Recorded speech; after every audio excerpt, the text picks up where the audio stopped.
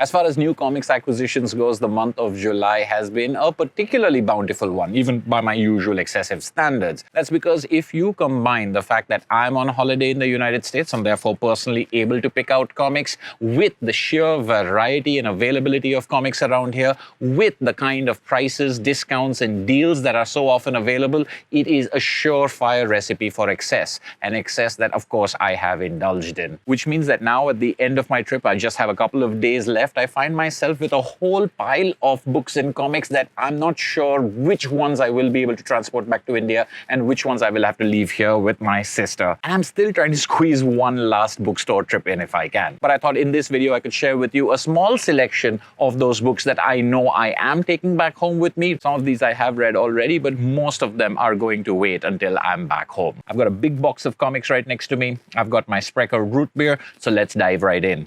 One of the first books I picked up over here was actually a viewer recommendation. A friend of the channel from the Netherlands recommended I try out some Dutch comic book artists and suggested Amy de Jong's The Return of the Honey Buzzard, which I was able to find almost immediately for very cheap. I ordered it and read it as soon as it arrived. I thought this was a great book with fantastic art reminiscent very much of Nate Powell's work. And the story, which connected a modern contemporary adult life to a childhood tragedy, was surprising and heartbreakingly told. I'm looking forward to seeing both what Amy de Jong comes up with next and what other Dutch comics I can find. Also, a viewer recommendation, or really a viewer encouragement, is Gipi's Land of the Suns, which I found in my visit to the book table, which I covered in my video Indie Comics at an Independent Bookstore. In that video, I found and browsed this book, but I didn't pick it up. I was told in the comments that I should definitely check it out. Again, I found myself a used ex-library copy, which has just arrived yesterday, just in time for me to pack it into my suitcases and read in a couple of days.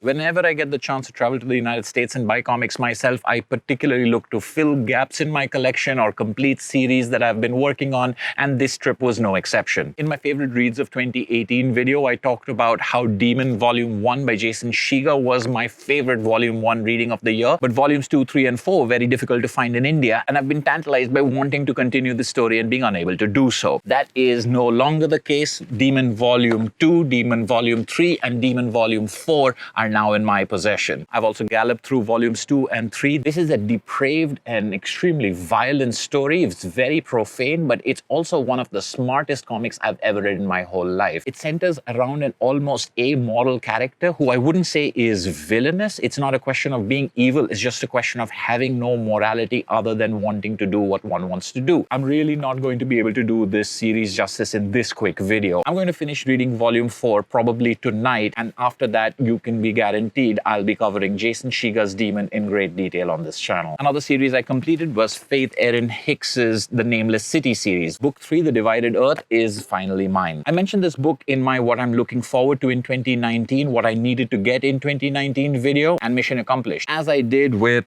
the third Delilah Dirk book, The Pillars of Hercules by Tony Cliff, as well as Box Brown's Cannabis, which I finished in about an hour. This is an excellent book. Like the other Box Brown books that I've talked about, particularly in my Shelf 3 video, this was informative, entertaining, illuminating in very surprising ways. I've been meaning to make a video on Box Brown, and now that I've completed this, the 4th read of mine, after Tetris, Andre the Giant, and the Andy Kaufman biography, I think I'll be getting to him on this channel very soon. I was also lucky enough to find a copy of Cinema Panopticon by Thomas Ott. I've only read one Thomas Ott book before this, which was excellent, and I've heard a lot about this collection of 4 haunting, mysterious stories. This book is surprisingly difficult to find, especially in India, so I was glad to find a used copy. If you're not familiar with Thomas Ott's scratchy, inky, wordless style, I strongly recommend him, and I'll be reviewing this book again in detail as soon as I'm done reading it. One of the most unusual big 2 superhero comics I've read was Unstable Molecules by James Sturm. Regular viewers of this channel know what a fan of James Sturm's I have. I've talked about his Market Day, the Golem's Mighty Swing, and his most recent work, Off Season, and I think this is his only superhero work. Although a Fantastic Four story, it is about Reed and Sue Richards and Ben Grimm and Johnny Storm. The Fantastic Four themselves in their superhero avatars do not appear in this story. This deals with their human side and dealing with their powers, and is simply marvelous. It was very unusual to read James Sturm not only dealing with familiar, iconic superhero characters and also also in a color story, but I found myself extremely pleased with how he had married his humane style to this epic storytelling. This is my highest recommendation for fans of the Fantastic Four as well as fans of James Sturm. From a recent bookstore visit, I also picked up McKay, what looks like a handsome biographical story about Wisor McCay, the creator of Little Nemo. I actually remember a friend of mine posting some pages from this on an online Facebook group that I'm a member of, and I was intrigued, but this book was very expensive. I was lucky to find it on 50% sale in this bookstore, and flipping through these pages so far, I've found myself extremely impressed by the style as well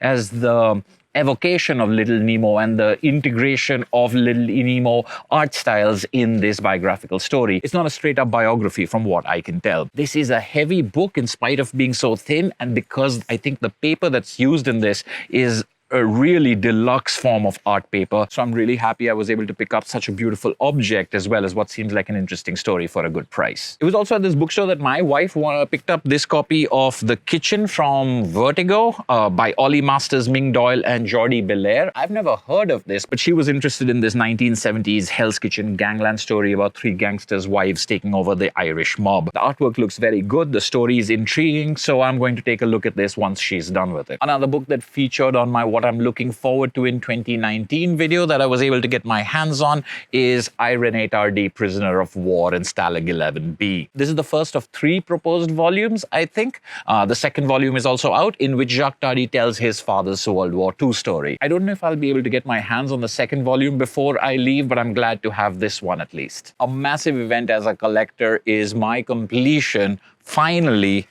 of Fables, literally over a decade in the making. I've been reading Fables for many years. It's one of my favorite Vertigo series, one of my favorite contemporary fantasy adventure series. I think it's an excellent series, so much so that I was following it in the trade paperbacks all the way up to volume 12 or 13, and then they started bringing out the hardcover deluxe editions, and I switched over to the deluxe editions, and I've never been able to get volumes 14 and 15. They just never came to India or were extremely expensive. I have finally gotten these 2 books, which means my collection of Fables is now complete, and I'll let you in on a little secret. Because of when I made that switch, the final volumes, which were in trade paperback, were never ones that I bought. They were never ones where I read, so I have not actually read the end of Fables. This is why they're still in the shrink wrap, and I haven't jumped on them the way I galloped through Demon, for example. Finishing this will truly be the end of an era for me.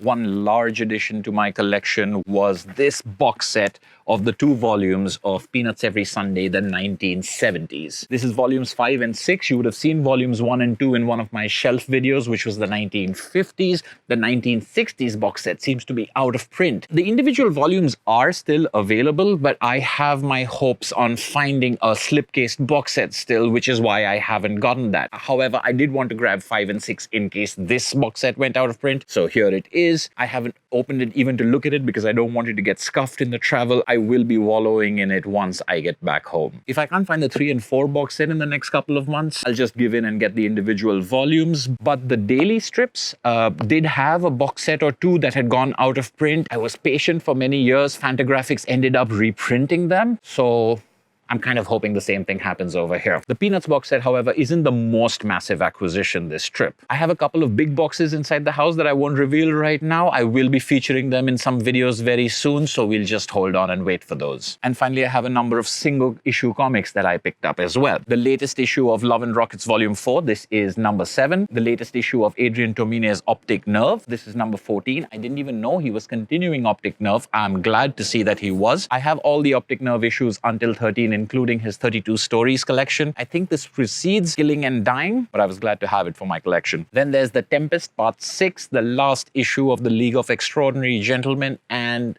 Alan Moore's last comic. It was exactly 1 year ago when I was visiting my sister last year that I picked up issue 1 of the League of Extraordinary Gentlemen's latest series. I don't have any of the other issues between 1 and 6. I haven't read this story. I'm definitely going to buy the collected edition that comes out later, but as I said, Alan Moore has retired. This is his last work in comics, so I couldn't pass up a chance to own that. Neither could I pass up a chance to own Usagi Yojimbo issue 2. I picked up issue 1 in my previous work trip, which I had posted and shared on the community tab here on YouTube. This is the second part of a 3-part story that launches Stan Sakai's series with IDW in full color, but I'm not going to be here long enough to pick up the 3rd issue. Still, I'm glad to have the first 2 installments that start a new chapter in the history of Usagi Yojimbo, which viewers of this channel will know is my favorite comic book series of all time. Another Alan Moore comic, part 6 of the colorized master edition from Eddie Campbell of From Hell. From Hell is one of my favorite comics of all time. It's definitely my favorite Alan Moore story. I was a little concerned about this colorized edition, but Eddie Campbell being in charge of it and the pages that I saw have set my mind at ease. And this is one of those that I'm not going to probably have all of the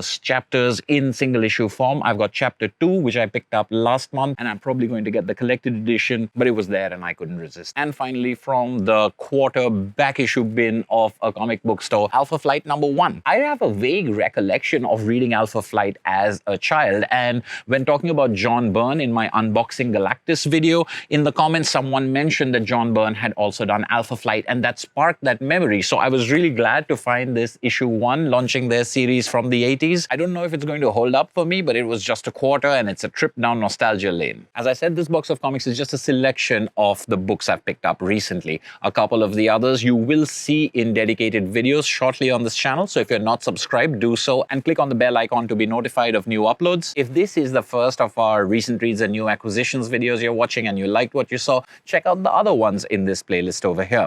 This has been For the Love of Comics. Thank you as always for watching, and I'll see you at the next video.